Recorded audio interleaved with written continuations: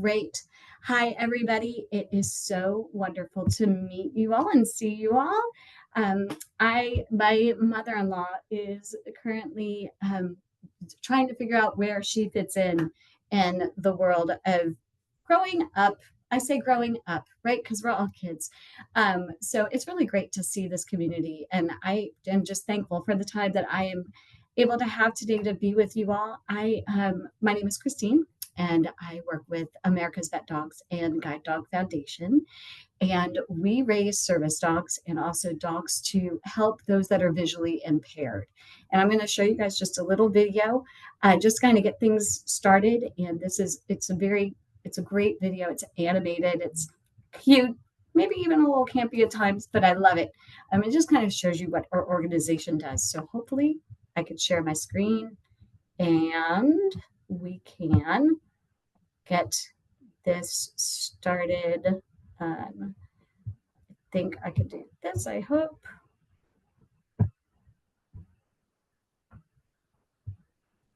Go back up here. Stop.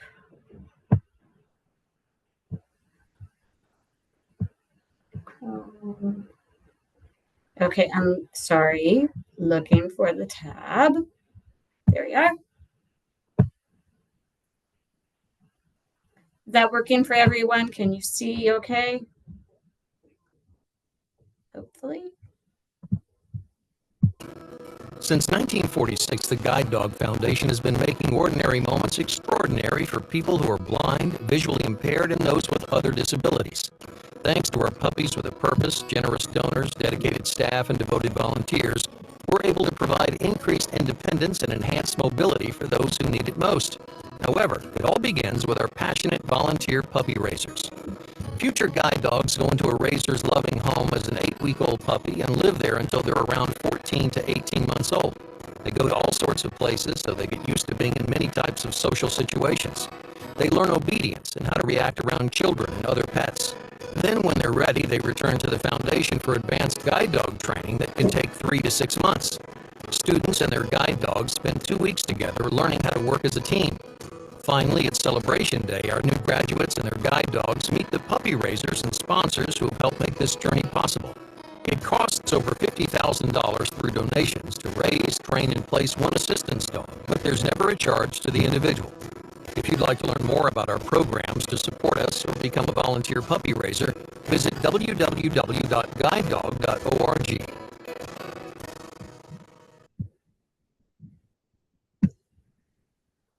Okay, were you all able to see that okay? Great, wonderful. Okay, Javier, the picture that you have of your black lab is killing me. That's the cutest thing. I want to just pet him right now. I just want to pet him. Anyway, so that gives you an idea of the Guide Dog Foundation. We also have America's Vet Dogs, and America's Vet Dogs, we focus on veterans and first responders. And these dogs, it basically cost about $50,000 to breed and raise and train a service dog. But the vet dogs that we send out actually work as PTSD dogs, and they can do everything from picking up objects off the floor for a vet to opening doors to pulling a wheelchair to also nightmare interruption. I've seen it firsthand. It's absolutely amazing.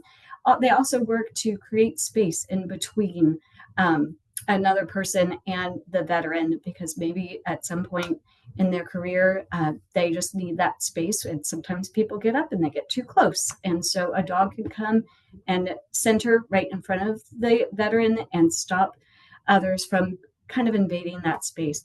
The dogs are incredible, and we raise them all the way from 8 weeks old up until about, say, 16 months or so.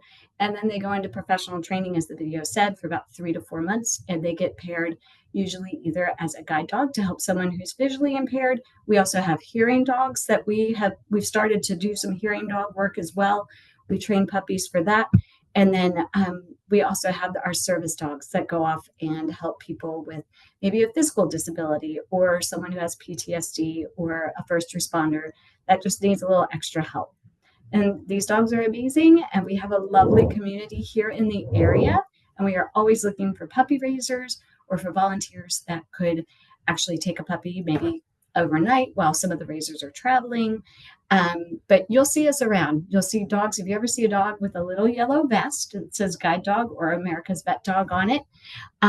In fact, I think you have some people that volunteer with you all, Barb and Richard Agan. They have little Tuck. So if you ever see Tuck around, he's a beautiful dog. They raise for our organization. And it's a wonderful thing. We love our dogs. We love sending them out to help people. And we would love to see if we can maybe have any volunteers. If you all ever want to volunteer for our organization, or if you want us to chat about it with you, or fill you in with any more information, we are happy to do so. And my presentation is very quick, but I'm happy to answer any questions, and hang on here if you guys have any questions.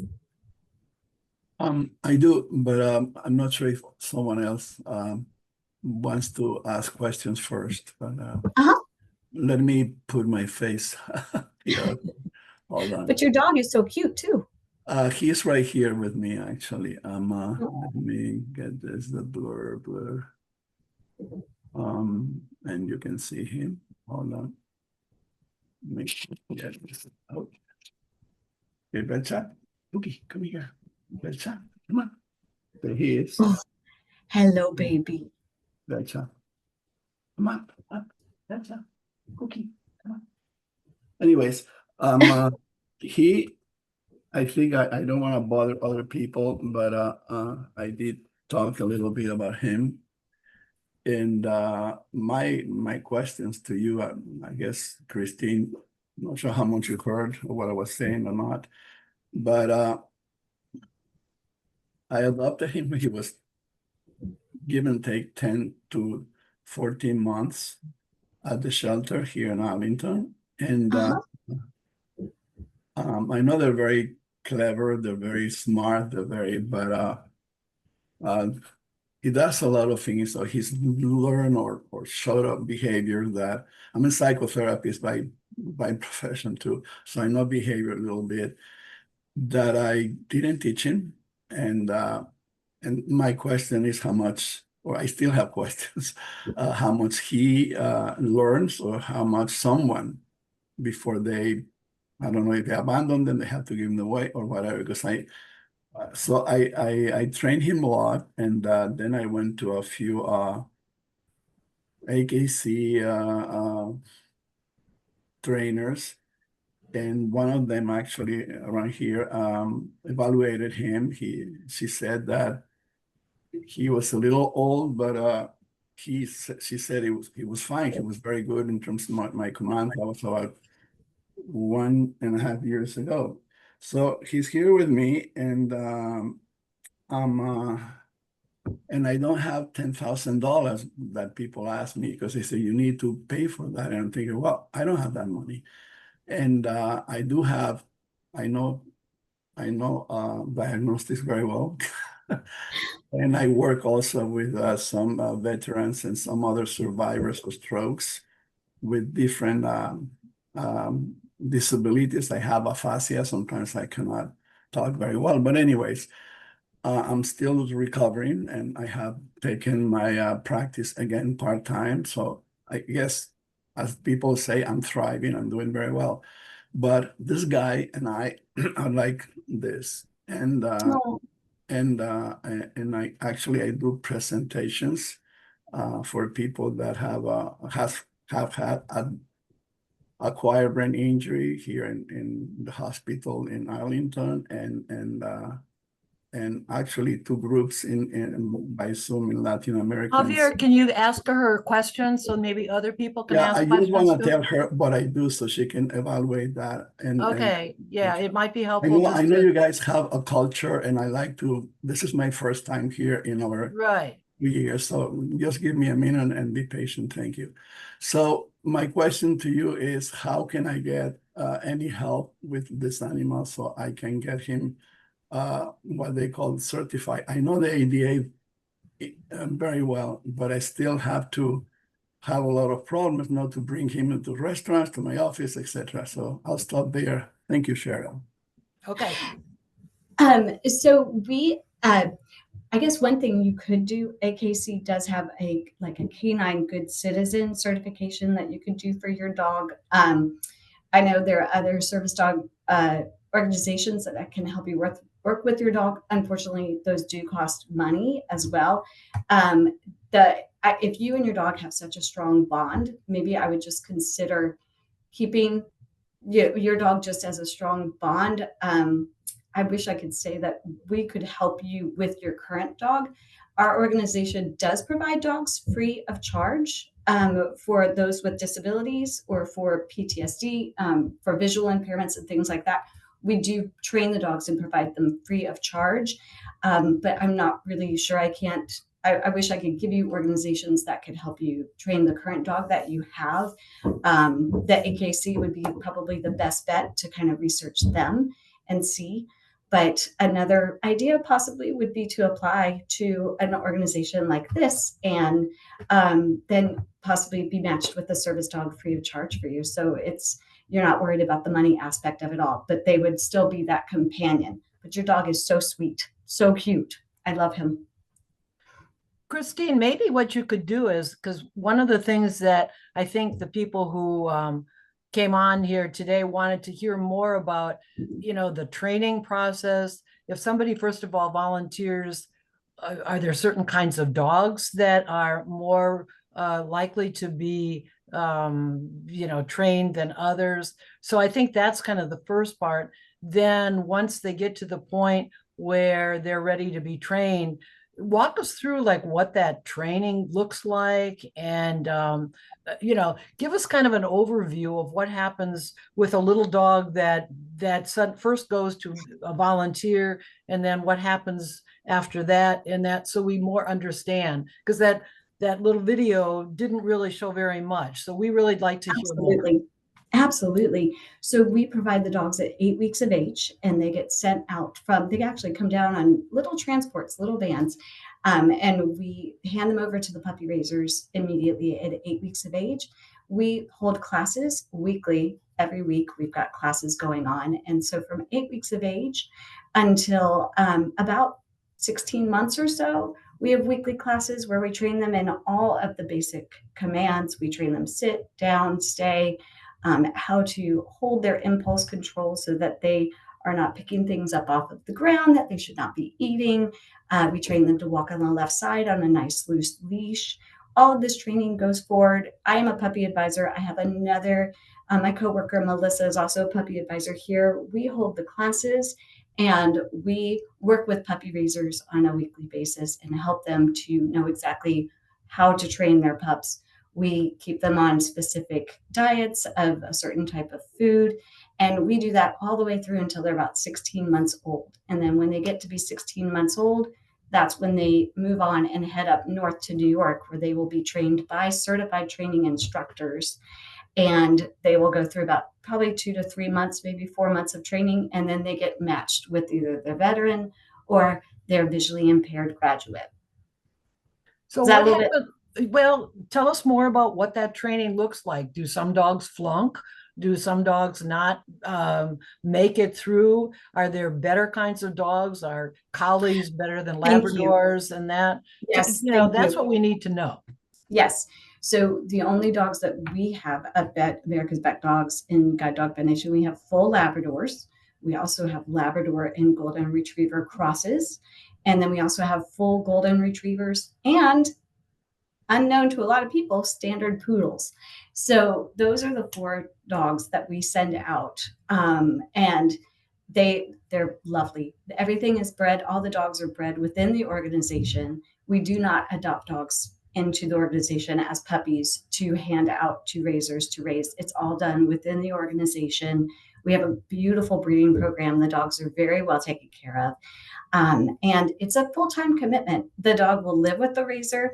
The dog will go out to all doctor's appointments, to all restaurants, Target, Walmart. And the raiser will be is asked also to take the dog to the vet for their vet appointments. However, GDF will actually pay for the vet appointments. The raisers are also asked to provide food. GDF does not pay for the food, but raisers will provide food and also toys, things like that. But we do send down a crate for raisers so that the puppy can be crate trained. We send down a few toys to kind of get them started. We send down a bag of food to get them started. And the raisers follow a protocol. And so we have monthly little reports that go out that the raiser has to fill out for how the dog is doing, and also tips and tricks that we send out through the organization that help them at a monthly basis to kind of check in. And then at 12 months, every puppy is evaluated by one of us. Melissa or I will evaluate the puppy to make sure they're on the right track and headed in the right direction to go up north and start training. And what happens if they're not on the right track? Do they get? If they're not on the right track, we implement some different ideas, different techniques to try to get them on the right track. If they do go up north and they are found not to be suitable for the program, or some of us like to say they choose their own career, they may go off to a different organization. We have sent dogs to ATF before to become working dogs. We have sent dogs to MSA to become scent detection dogs. We had one of our dogs actually recently go to an autism organization called Blue Path. And now that dog is working with beautiful, beautiful children that have autism and has become a very important part of their lives. We also have dogs that go and become facility dogs. We have a few facility dogs at Walter Reed, Bethesda. I don't know if you all ever followed Biscuit. He was a Capitals puppy with a purpose. He is now working with Sully H.W. Bush up at Bethesda. And our organization, we were the ones that raised those puppies, and they go up and they help wounded warriors and walk the halls of the hospital and just make their days a little bit better. We've had other dogs that have gone on. I know one dog was trained through MSA, a scent detection agency, and she was just at the Grammys and doing security on the red carpet. So we've got a lot of dogs that go all over the country and help people. So if they don't necessarily become a guide dog or a hearing dog or a service dog, they do have other opportunities to go off and help. And is that because they are not haven't been kind of got the understanding of what is needed to be a guide dog, so they're better rescuing people trapped in disaster zones or sniffing out bombs, that they just don't have the right characteristics? Or how does that determine? Exactly. Our trainers up in New York figured that out. They know so much more than I do. And you just have to be a very particular type of temperament, very particular type of dog. They have to be so perfect when they are guide dogs, because as you can imagine, if they are not quite walking on a perfect loose leash or right on the left side, if they accidentally steer the graduate a different way, that could be very dangerous. If they jump on the graduate, that could be very dangerous. So, dogs are dogs. You can't, sometimes it's like wrangling fire. You have to have a dog with a particular temperament that would help them to go and steer down the right direction. Christine, Sure. I'm Yeah, a go ahead, former sure. graduate. Oh, is it okay for me to talk? Yeah, Please. Yes. go ahead. I'm Go a ahead. former graduate of Guide Dog Foundation. I received, Yay! and that's why I came to this today. I received my 5th and 6th dogs from there. They were both yellow Labrador retrievers, and they were both excellent. I was a part of Guide Dog Foundation from, I guess, 2007 to 2000 and early 2015. And my dogs lived good long lives, and they were extremely helpful. I was much younger back then. They traveled on the subways, and they went to the mall, and they learned my favorite stores. I do have guide dogs now. I didn't go back to Guide Dog Foundation because you guys were doing a transitioning thing, and to do other kind of dogs too. And anyway, so I went to the Seeing Eye. I currently have a yellow Labrador, and he's outstanding. He's under the desk because he's being a good Oh, boy. sweet boy. But I do want to say that one of the things that Guide Dog Foundation did for me, which was really helpful. This was in the John Beagle days. I don't think you probably knew him, but he was a director of training. I had a terminally ill brother with me, and they gave me home training, which, was really good. They didn't do much of that back in those days, but the dogs were really, really great. And I can tell you about a bad guide dog because I had one before that. And I don't know how he got through training. I won't even tell you where he came from. But anyway, he couldn't find his house. I kept him for probably 2.5 years. And in the meantime, I had been in touch with Guide Dog Foundation because I wanted to make sure that when was a good time to send him back to the school where he came from. But anyway, he couldn't find his house. The only thing he could find was what used to be Bob's Big Boy in Falls Church. He couldn't find the bus stop and he was 105 pounds. He was 100 Mm, pounds when I got him. He gained 5 pounds, which he was supposed to do. And if it was really hot outside, he'd lie down on the sidewalk and refuse to go a step further. That's what a bad guide dog is like. But I loved wow. him anyway. So, yeah, that didn't happen at Dog Foundation. I had wonderful dogs, and I served on the board for some time, and I I sponsored dogs as well. So I just want to say that you all did a great job for me. And I encourage people who have any interest in raising a dog to get in touch with you. So I'm sorry I've taken up so much time. No, You that's are great, Donna. That's great. Christine, did you want to respond to Donna? Oh, it's an honor to meet you, Donna. I absolutely love that you've had guide dogs. And I just, I love that you worked with our organization. And I'm so thrilled that those dogs brought you joy and helped out a little bit. And you are, you're just lovely. So thank you for sharing. Well, Well, I'm very thankful to the Guide Dog Foundation. So, and Christine, there's a question in the chat about, are busy families preferred to help with training? Yes, and I responded definitely. Absolutely. Busy families are great because that just keeps the dogs going. However, any busy families, big families, small families, any family is welcome. We love I should say everything that our dogs could get exposed to helps. Every little bit helps. One thing I think that might be helpful for those of us who've not had much experience in around guide dogs is that if you see somebody who has a guide dog, should you reach out? Should you pet the dog, or is that really off limits? Because obviously you were talking about the little yellow jacket, and you know that it's a service dog, and these dogs oftentimes are just beautiful, and you just want to pet them, but maybe they are working dogs. Tell us kind of what the culture is in terms of, for those of us who would like to know more about, how to act around somebody who has a service dog. I think that might be helpful. Sure. Normally any dog with a vest. Now, I clarify that to say that some dogs maybe have vests and they may not actually be true service dogs or guide dogs. But the best bet is any dog that is wearing a vest, always ask the person, the handler, whether or not you can pet the dog. Never just go right up to the dog and just, oh, I will do that. Like I have been known to do that and it's bad. But I also know most of the service dog organizations in the area. But never go right up and just grab the puppy's face and start petting it. Oh, what a beautiful dog. Ask the handler first because you don't know if the handler is visually impaired or the handler is hearing impaired or something like that. It's always best to ask first because some of those dogs are trained to stick by their handler no matter what. And they protect those handlers very, very well.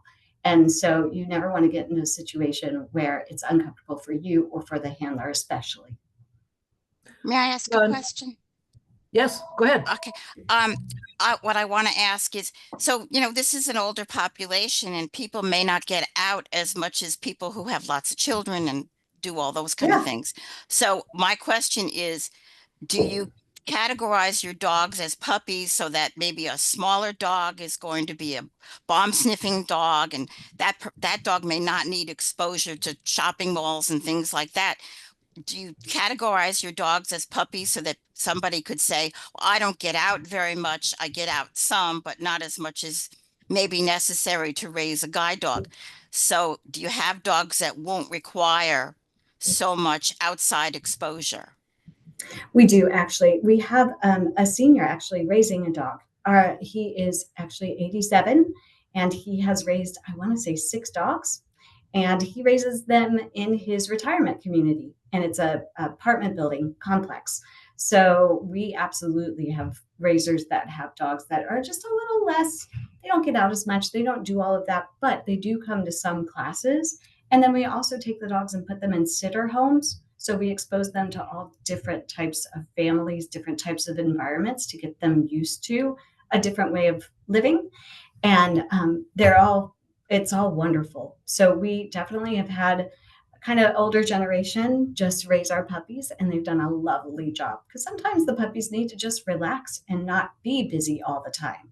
So a lot of those dogs end up being maybe service dogs that will connect with their handlers. Christine, one thing I think that would also be helpful is that after the dog is finished training, the final training, and there's actually a match. Talk more about that process. How do you determine that this is the right person for this dog, so that it is a good match and it's successful? And are there ever times when it doesn't work out, that the dog just isn't a match? So what would we need to know if we had a loved one or a friend who was interested in a guide dog, and how that match process works? For sure. There's an extensive application process that the graduates have to go, or the applicants go through. And the trainers know the dog so well, they are able to look through the application and then maybe possibly pre-match the two together. And then they will come in and they work with the applicants for a couple of days first during their professional training and their 2 weeks of class. So it's called being on class. And they bring the applicant in, and then they figure them out. They get to know them a little bit better, where they think, okay, I've got 5 dogs that may possibly work. And then they will bring the dogs and introduce them and see which one actually just has that connection. And sometimes for the first few days, there's a connection, and then they continue on and graduate. Sometimes after a day or two, they realize maybe that's not the right one, and they will switch dogs. We've also had dogs that maybe don't work out once they get matched, and they are relinquished back to the organization. And then that applicant will go through class again and be rematched with another dog that is actually a correct match for them. But very flexible. The trainers get to know the applicants very well as well. They stay in touch with them afterwards. So they will meet with them afterwards, and they will talk with them, and they meet up with them to maybe go over some extra training if needed. There are, as Donna had said, home placements where the trainer will come and spend 2 weeks with the graduate in their home, and to make sure the dogs actually can acclimate to the environment and acclimate to the new graduate and their partner.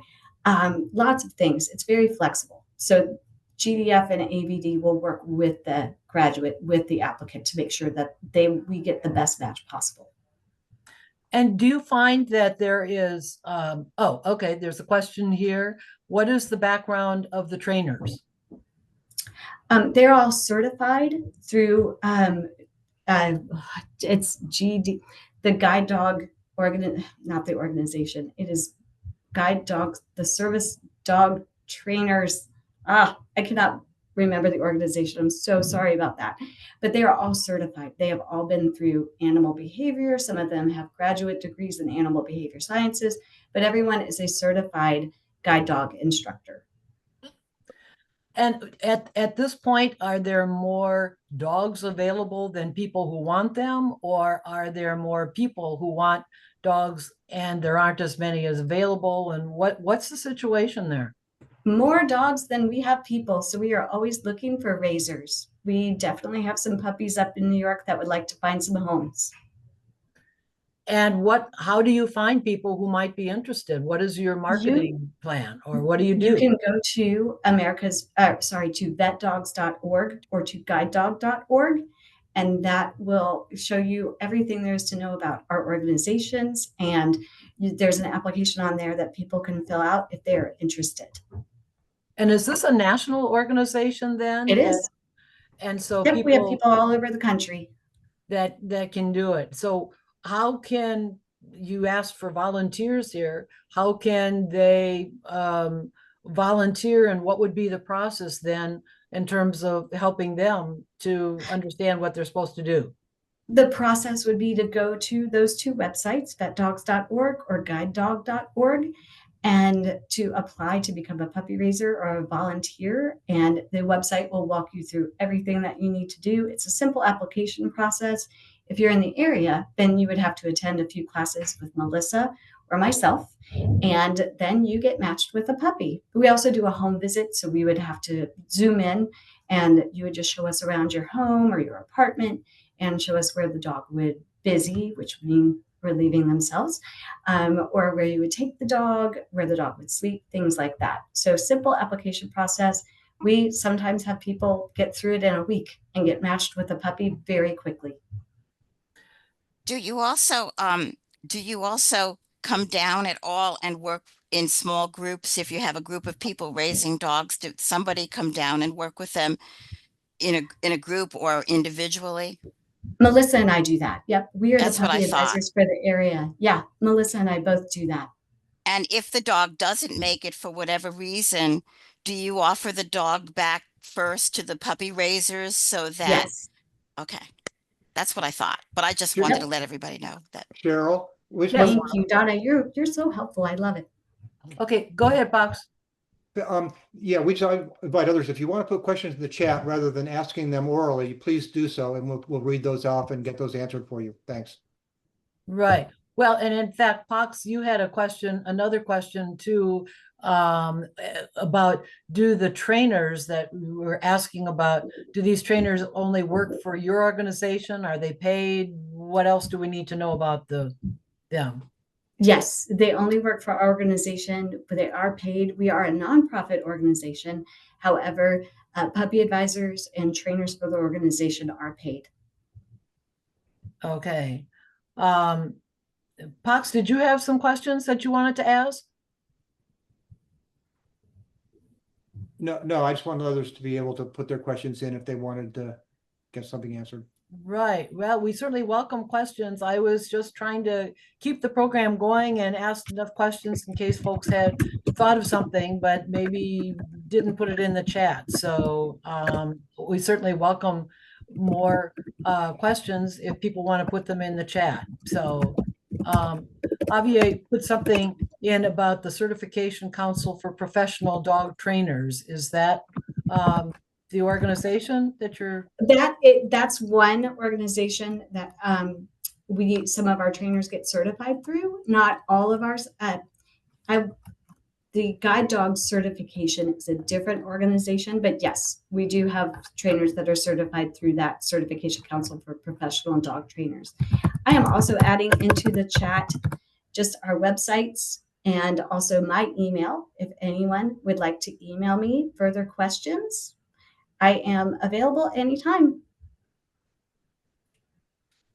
And do you work with other organizations that might have candidates that, for example, veterans groups or disability groups and this kind of thing, to, especially since you made the comment earlier about the fact that you've got more puppies than you have people, and maybe people who are associated with these groups maybe never thought about having a guide dog. How do you reach out to those folks and perhaps talk about the possibility of them having a guide dog?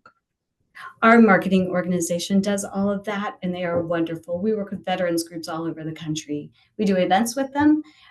We have Sully H.W. Bush, who has become kind of the face of the organization as well. He was President George H.W. Bush's service dog for a long time. Not H.W., George W. Bush's, I'm sorry. And he was his dog. I don't know if y'all remember the scene of George Bush's funeral, and Sully was right there beside him. He was beside him all the way up until he passed away. But we work with veterans organizations all over the place. President Bush was a big advocate for that. So he also kind of helped get our organization out there as well. We have Puppies with a Purpose as well. So puppies that have been raised with the Washington Capitals. We have some with Baltimore. A new station in Baltimore is just starting. We've raised a puppy with WRC TV, NBC4 here in DC before, things like that. This gets our mission and our organization out all over the country. So another question here, are most of the dog recipients visually impaired, or are the vets being treated for PTSD more common? What do you see? We have both. We honestly, it's kind of right now about 50-50. We started off as the Guide Dog Foundation, and the America's Vet Dogs came in right after 9/11. So in the beginning, it was mainly guide dogs, but now we are seeing much more of an influx of service dog applicants. There's just so much going on in the world that service dogs have really come into play and are needed. So if I hear you correctly, what you're saying is that in addition to recipients being visually impaired or vets being treated with PTSD, there are other health conditions or situations that would warrant getting a guide dog? Service dog, yes. Service dog? Yes. Yeah, guide dog is strictly for the visually impaired, but we also have hearing impaired dogs, hearing dogs that can help.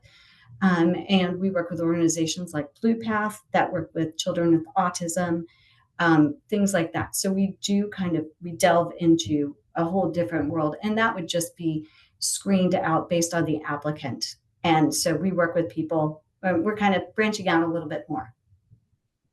And so do you find out a lot about the recipient also in terms of their health conditions so that they're paired with the right dog? Yes, the trainers do, and it's all kept completely confidential. Okay, so that would, depending on what one's health condition in, might determine what kind of dog and how they're trained, and that would be a factor? Exactly, yes. And talk about one thing that, it looks like Javier has his hand up here. Yeah, and you're talking about something that in terms of DSM-5 diagnosis, like psychiatric, etc. So I know a lot of people that are both veterans with all kinds of disabilities and people that have brain injuries for all kinds of differences. And I see them, and this is basically one of the things that I try to reach out to different people. Sometimes people don't hear you, but it is very difficult. And speaking not just for myself, but people in my community of recovering people, to find people that will even accept people like me to have a guide. So I know not to say anything about Christine and her organization, but I have gone through at least 12 or 13 people, AKC, whatever, and they just are not very, I think, some of them educated themselves about what are the disabilities, even though their ADA is there. So I'm just saying to put that out there, that a lot of us don't get a lot of help still. Thank you. Thank you. Yeah, it absolutely. Some people do qualify, some people may not. So it just depends. That's definitely probably information that I don't always know that the organization would know. So I highly recommend anyone kind of questioning anything like that ADA related to contact the Guide Dog organization, and they can I will email you. Thank you. Yeah, I will email you. Sure. To get a little more education. Sure. One thing I'd also ask you, Christine, is are guide dogs or allowed anywhere? In other words, sometimes you see them on planes or different places. So regardless of whether it's a restaurant or whatever, are there any settings in which a guide dog with a recipient, of course, their person that they're with, are not allowed? No, the ADA pretty much allows dogs anywhere and everywhere if they are a fully trained service dog. Service dogs in training, that is a different story. And there are laws that allow service dogs in training, but it kind of varies based on the state, varies based on, like Washington, D.C. has a different rule about it versus Virginia. So things like that, it's a little bit different. But service dogs, full-on service dogs, trained, certified, absolutely are allowed anywhere and everywhere, planes, everywhere. Most of our service dogs in training can be allowed on planes as well. We have a partnership with American Airlines and also with United. So we could get our dogs on those planes to travel. And so just so I understand, so that there is a difference between a service dog and a guide dog. Is that? Yes. Yes. Guide dog is trained strictly for visually impaired, and they wear a harness with a hard handle and they travel on the left side. Service dogs have more of a loose nylon or leather leash, that not necessarily a harness, although they may have a harness, but not the guide dog type of harness that Donna has been used to using with her dogs. And so again, would only certain kinds of dogs be one or the other then, or are they? It depends. It depends on the trainers and what they see is best for the dog. We have dogs that have started in one track and then moved to another. Okay. I absolutely love talking with you all. Unfortunately, I have an appointment coming up here in about 2 minutes. Okay. I so apologize, but thank you so much for allowing me to be here and to talk with you all. And please, if you see my email, please feel free to email me or head over to our websites and find out more information. Okay. Well, thank you, Christine. And I guess that'll allow everybody who's on the show here today to get off early and be aware that next week the program will be about guardianships with Erica Wood, and she is a expert on guardianship and will tell you everything that you need to know. So you can join